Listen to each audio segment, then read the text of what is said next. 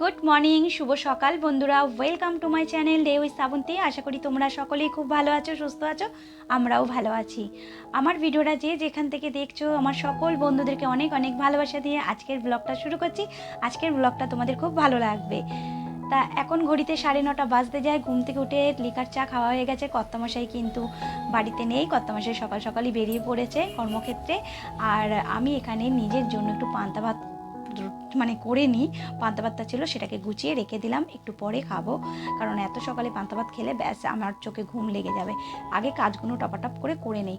আর আজকে যেহেতু রবিবার, রবিবার যেহেতু আমার নকাকি শাশুড়ির ঘরে খাওয়া দাওয়া করে, কিন্তু আজকে নকাকি শাশুড়ি তার দিদির বাড়িতে গেছে আর নকাকার ছুটি নেই কর্মক্ষেত্রে।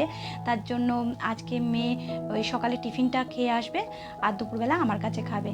তা আমারও আজকে রান্নাবান্না কোনো ঝামেলা নেই, কারণ ফ্রিজে ডাল আছে, তরকারি রয়েছে, শুধু ওকে ডিম ভেজে দিয়ে দেবো। আর কর্তামশাই তো আসবে না আজকে, তার জন্য অনেকটা সময় হাতে নিয়ে কিন্তু আমি ঘরের এই সমস্ত কাজগুলো করে নিচ্ছি। আর কি বলতো, একদিন বাদে বাদে করলেও ঘরে কিন্তু ঘরটা পরিষ্কার থাকে। আর যদি আমি এই কাজগুলো জমিয়ে রেখে দিই তাহলে দেখবো পরে কিন্তু আমার খাটনিটা খুব বেড়ে যায়। দেখো কিছু কিছু জায়গায় খুনাখামচির মধ্যে আমার চোখ যায় না, এবার চোখ গেলে তখন হয়তো আমার হাতে কাপড় থাকে না, তাই না, পোঁচার। আর আমার ঘরে যতই পরিষ্কার করো না কেন, প্রত্যেক দিন যদিও করো তারপরেও কিন্তু থেকে যায়। কেন বলতো, রাস্তার সামনে বাড়ি।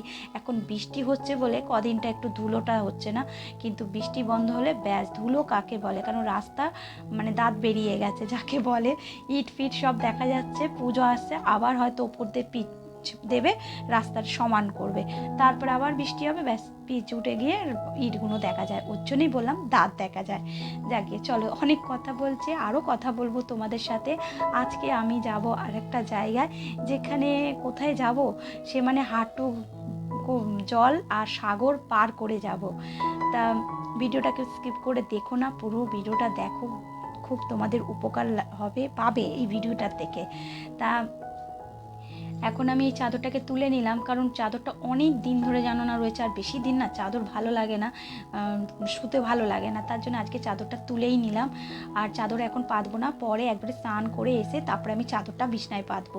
তাই আগের কাজ ঝটপট করে নিচ্ছি, ওপরে কাজ কমপ্লিট করে গিয়ে তারপরে নিচে ওই যে বললাম আজকে পান্তা ভাত খাবো আর মেয়েকে ডিম ভেজে দেবো, ভাত করে রাখবো। যেহেতু রাত্রিবেলাটা আমি ভাত খাই, কারণ যেহেতু আমি রুটি করাটা আমার বারণ আছে, আর কর্তামশাইও নেই, আর মেয়েকে আমি অতটা প্রেশার দেই না, তার জন্যে ওই ভাত করে নেবো।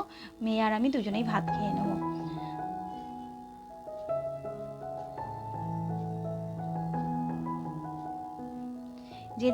যেদিনকে কর্তামশাই থাকে না সেদিনকে কিন্তু আমি এই আমার কাজগুলো আমি রাখি।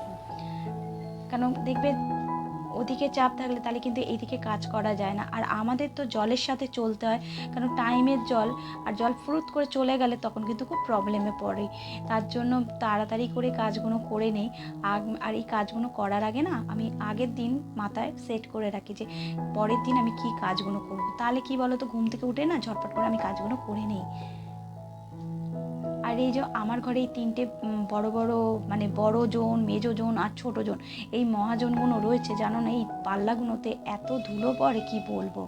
প্রত্যেক দিন একটু করে পুছে নেই, তাহলে কি আমার একবারে খাটনিটা হয় না। আর যেহেতু ভাদ্র মাস রয়েছে তার জন্য কিন্তু আমি ঘর ঝাড়ছি না, জাস্ট একটা দেখেছো রুমাল নিয়ে আমি কিন্তু দেয়ালগুলো পুজলাম, আলমারি সব কিছু পুজলাম, কিন্তু ঝুল ঝাড়ুনি এখনও দিইনি। ভাদ্র মাস গেলে কিন্তু আমি ঘর ঝাড়বো, যেটা পুজোর আগে আমি করি সেটাই আমি করব। তাই এই যে আমার ঘরের সমস্ত ঝাড়াঝুড়ি পোছাপুছি হয়ে গেল, এরপর আমি পোছা নিয়ে চলে এলাম। পুছে নেব পুরো ওপর থেকে নিজ অবধি ঘর পুছে একবারে স্নান করে তারপরে বাকি কাজগুলো করব।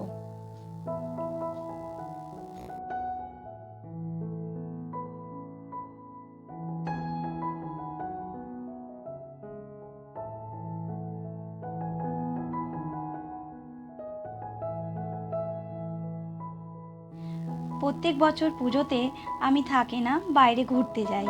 তা কোথায় যাব সেটা অবশ্যই তোমাদেরকে জানাবো।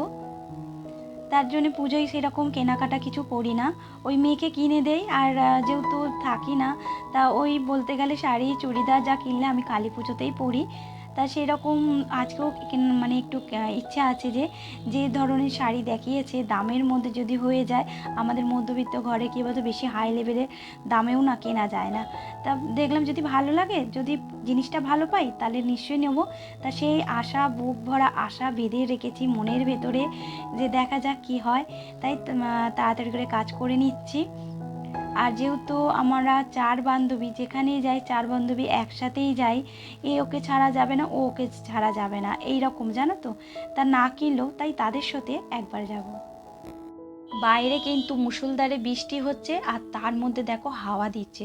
আর এই যে এগুলো জল ঝরে গেলে আমি এগুলোকে আবার ঘরে গিয়ে মিলবো। আর আমার ঘরের থেকে মানে কি বলবো, এত ড্যাম হচ্ছে, এই দেখো এত ভেজানো। এবার কী বলতো, জমিয়ে রাখলে না কবে বৃষ্টি থামবে তবে কাজ, ওই জন্য ভালো না জমিয়ে মানে কাজ জমানো মানেই হেডেক জানো তো। ওই জন্য কাজটা আমি করেই নিই, যাক গিয়ে শুকিয়ে তো যাবে, এপাশ ওপাশ করতে করতে জিনিসগুলো আমি শুকিয়ে নিতে পারবো। কারণ তো প্রথমে বাইরে জলটা ঝরে গেলে তারপরে ঘরে নিচে দিয়ে দেবো, তারপরে ওপরে গিয়ে পাকার উপরে দিয়ে দেবো। এই যে এখানে খাবারটা গুছিয়ে নিলাম, আমি আর খাবো না, আমি ওই যে পান্তা ভাতটা খেয়ে নিয়েছি, ব্যাস আমার আজকে দুপুরের খাবার হয়ে গেছে। হয়তো বিকেলবেলা একটু চা বিস্কুট খেলাম বা মুড়ি মাখা খেলাম, কারণ আমি ওই পান্তা ভাত খেলে আমারও দুপুরবেলা খিদে পায় না। তা এখানে মেয়েকে সাজিয়ে গুছিয়ে দিলাম আর মেয়ে পুজো দিচ্ছে। এই দেখো আমি উপরে সমস্ত জামা কাপড় সমস্ত কিছু মেলা হয়ে গেছে, আর আমার ঘরটা অন্ধকার ঘুরে এবারে জানলাটা দিয়ে দিই, কারণ এরপর জোরে বৃষ্টি হলে পুরো আমার ঘরের মধ্যে জল ছিটকে চলে আসবে।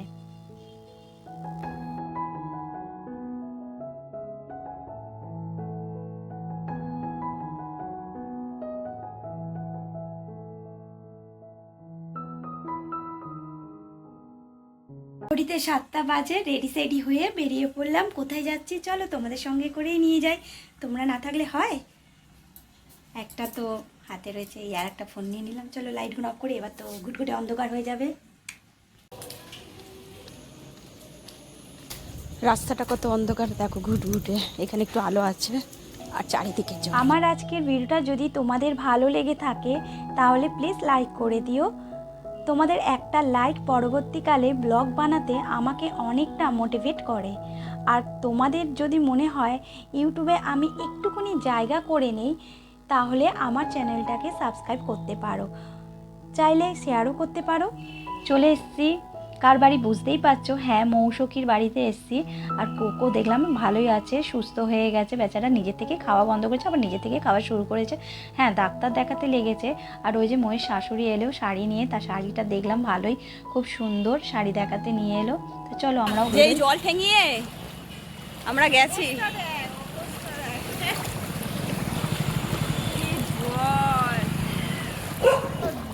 সাগর পার করে চলে এলাম।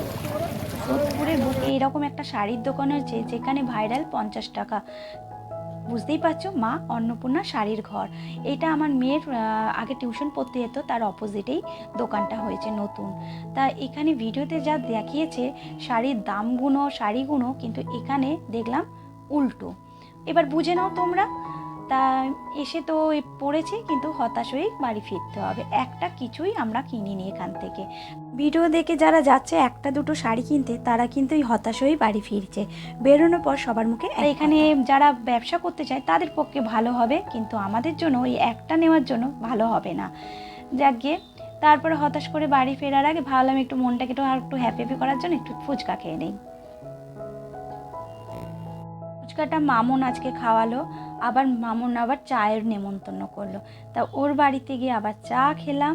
আর এই দেখো শাড়িগুলো দেখাচ্ছে, একটা হচ্ছে কাকিমার শাড়ি মানে মামুনের মায়ের শাড়ি, একটা মামুনের। এটা মামুনের, আর ওই পুরো দেখলে লাল আর সাদা ওটা হচ্ছে কাকিমার শাড়ি। আর এই শাড়িগুলো না ফুলিয়ার থেকে নিয়ে এসে, কি দারুণ। আর দাম জানো কত, 400 টাকা। খুব সুন্দর শাড়ি। তা ওখান থেকে আমরা চল ফুলিয়াতেই যাব। আর এই যে গরম গরম চা খেয়ে নিচ্ছি, তারপরে বাড়ি ফেরার পালা। বৃষ্টি মুষলধারে পড়েছে, বেরিয়ে পড়েছি বান্ধবীর বাড়ি থেকে। এইবারে বাড়ি দিকে চলো, রাস্তাটা বহুত অন্ধকার এখানে, আবার আলোর দর্শন পেয়েছি। ছাতা উড়ে যাচ্ছে, হাওয়া দিচ্ছে। এখানেই ভিডিওটা শেষ করছি। তোমরা ভালো থেকো, সুস্থ থেকো, সাবধানে থেকো। আবার আসবো একটা নতুন দিনের সাথে নতুন ব্লগ নিয়ে। টাটা।